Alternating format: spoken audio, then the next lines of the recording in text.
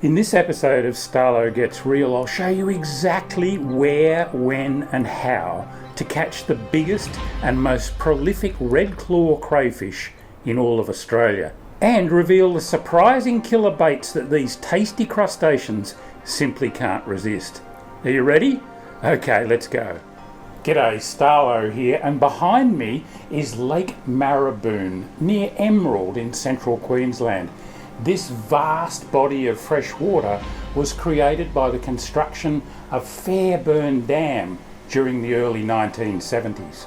Maraboon, which is said to mean where the black ducks fly in the language of the local indigenous people, has been stocked with all manner of fish over the decades. Today it's famous for producing some of the biggest barramundi on the planet. But that's another story for another time, and I'll let you know where you can watch it at the end of this one. For now, I want to focus on the other prize that these waters are famous for: delicious redclaw crayfish. During my visit to Maraboon in early November 2025, I was lucky enough to be invited out on a redclaw run by Mark, the groundsman at the very popular Big Four Lake Maraboon holiday park where we stayed. Like I said, Maraboon's huge. Even when it's down to less than 18% of its capacity, as it was when we visited, it's a massive expanse of water, and redclaw thrive throughout it. There's also a lot of shallow areas and submerged timber, so you really need to be careful. After a 15-minute run, we came to the first of Mark's traps. Currently in Queensland, you're allowed 4 traps per person, and they need to comply with existing regulations and have the owner's name and address clearly labelled on both the trap and the float. Mark uses a gaff to pick up the first float, and there's always that sense of anticipation as the trap comes into view. But it's worth taking a moment to get rid of the mud off it so that it doesn't all end up in the boat.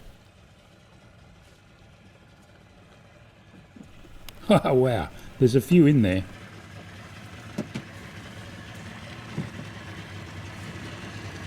That's a good catch anyway.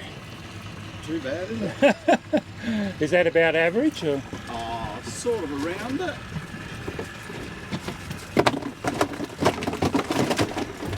And how long's that one been in? Just since yesterday 48 morning? hours. Oh right. How good is that from one trap? I was really interested to see what bait Mark was using, and I was in for a bit of a surprise. Yep, oranges. It seems the redclaw love them. So you spear them onto a wire, do you? Yes, just your typical stainless bait. Yep. And with the skins on, they hold well on the bait wire too. And the second part of the bait package is simply a handful or two of dry dog food, poured into a plastic container with a tight-fitting lid and a few holes to let the smell out. That's it.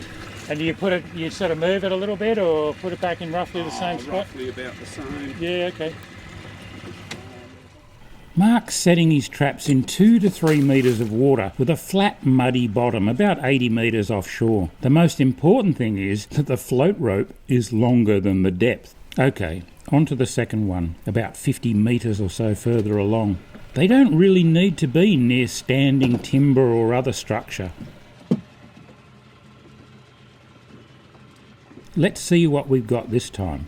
Looks like less redclaw than the first trap, but the average size is pretty good. About a third of a fish box full from just 2 traps. There must be so many down there. In go the new orange pieces, making sure to skewer them securely onto the stainless steel bait wire. Redclaw are great bait stealers. That'll do the job. Then it's time to replenish the dog nuts in the plastic container. Secure the lid and drop it in. It's a nice simple system, isn't it? Just having the little boxes and It is. Yeah. Over she goes, pay out the rope, throw the float clear, and on to the third trap. Okay. Yeah. It seems that every redclaw fisherman has their own system and their favourite baits, but I must say this setup of Mark's is working a treat. Anticipation's been replaced by expectation as he hauls trap number 3.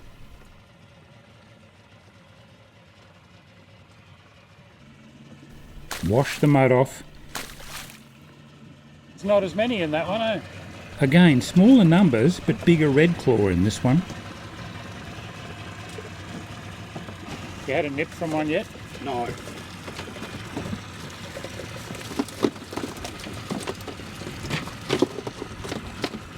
Oh, it's a cracker. Cracker, isn't it? Yeah. Excellent. Mark's 4th trap is a little further along the same flat, muddy shoreline, also in about 2.5 metres of water.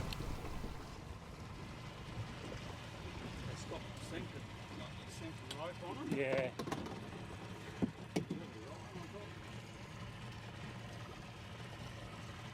You can see how soft and silty the lake bed must be here from the mud that's coming off the traps. This is the bottom strata that the redclaw seem to prefer. They've eaten a lot of the softer parts of the oranges too. Well, they're all pretty loaded. Yeah, not too bad.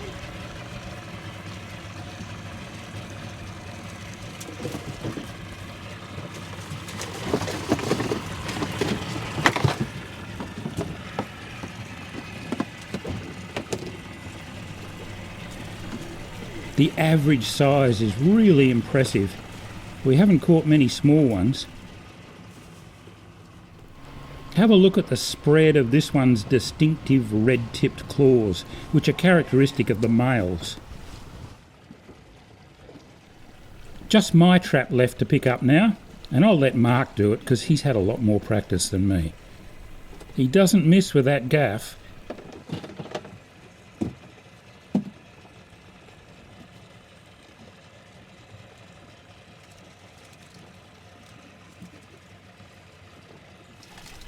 That's another 15 or 20 redclaw to add to the tally. Native to the Gulf of Carpentaria, Cape York and parts of New Guinea, redclaw are actually regarded as a bit of a noxious pest outside their natural range. So there's no bag limit here. In fact, you're not allowed to put any back, even if they've got eggs, which is just fine by me, because they are delicious tucker. We've had a very successful morning and we're on our way back to the Big 4 Park before the wind comes up too much. It can really cut up nasty out here in a blow.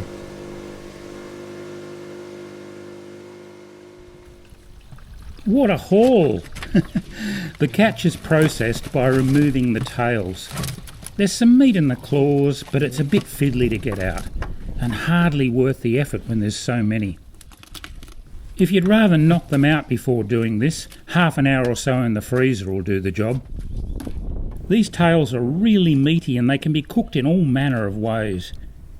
I can see why so many people come to Maraboon just to catch these things. Yum!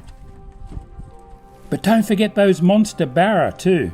If you'd like to see us chase a couple of potential world record barra, be sure to watch this spectacular episode now. And until next time, this is Starlo, wishing you tight lines and full redclaw pots. Oh, and give me a thumbs up and boot that hype button.